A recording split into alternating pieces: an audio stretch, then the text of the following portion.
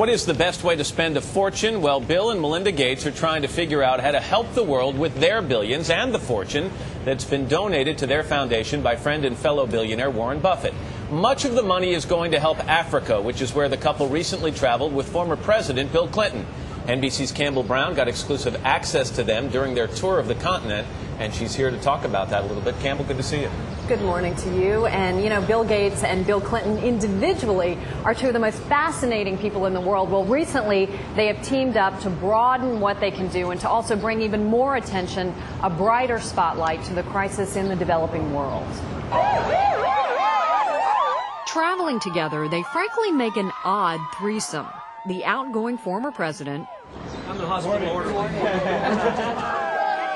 who dives into crowds, while Bill and Melinda Gates hang back far more reserved. But both are making enormous commitments to fighting AIDS in Africa, taking us to the hospitals and research facilities they are funding. But when you see a place like this clinic, do you feel either a sense of accomplishment or also a sense of urgency? Both. Like there's so much to be done. Absolutely still. both. And a sense of hope. I mean, you come to a place like this and you see these patients who want to get tested because they have hope, because their medicine's available. That's completely different than just a few years ago. It is Melinda Gates who has been the Gates Foundation driving force. But her husband recently shocked the business world by announcing he'll join her full-time, I will reorder my personal priorities. putting Microsoft on the back burner. Why now? What was the trigger point? You know, I love both things, but I decided that Microsoft had great people and that these issues were pressing. Some reluctance? Well, I'm reluctant to give up. Some of them, I'll only be part-time doing great software, and that's been my life's work, and I'm sure I'm going to miss that, but I get to fill it in with another thing that excites me and challenges me. Talk to me about working together so closely on this. Well, it's great fun to be able to work with your prime partner on something like this that you feel so deeply about. Do you debate? Oh, Do you sure. debate over who gets what? And Well, you know, we discuss which projects, which people, how to deal with when things don't work. There's plenty to talk about.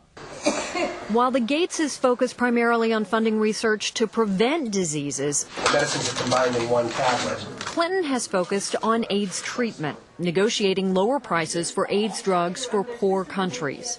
His close friend Nelson Mandela asked for his help.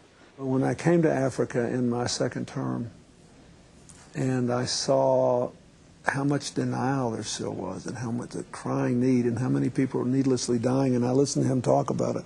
And he told me that when he left office, that's what he was going to do. And we started together, I mean, literally as soon as I walked out the door in the White House, he asked me to work with him.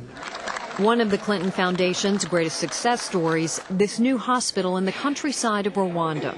It's a place that Clinton is giving special attention, telling us he is still haunted and partly trying to atone for not acting to stop the genocide here in 1994. Part of it is I want to spend the rest of my life making up for a decision I didn't make that I regret. But as they all say, if you talk to them, they'll say, well, at least Bill Clinton apologized. Nobody else ever did. And after all, we did do this to ourselves. Nobody made us do this. The Clinton Foundation is funding not just hospitals and health care, but agricultural programs, and has raised money to help build a stunning museum in Kigali, Rwanda, that tells the story of the genocide that took place in '94. And, you know, Matt, the former president being very open about how he now feels this very special responsibility and obligation to these people. And it's nice because these aren't people who write a check and send it off to Africa. They spend a lot of time on the ground over there, both the Gates and Bill Clinton. To get the feedback, I think that they both feel is essential to make sure the money's being well spent. All right, Campbell, thanks and welcome back.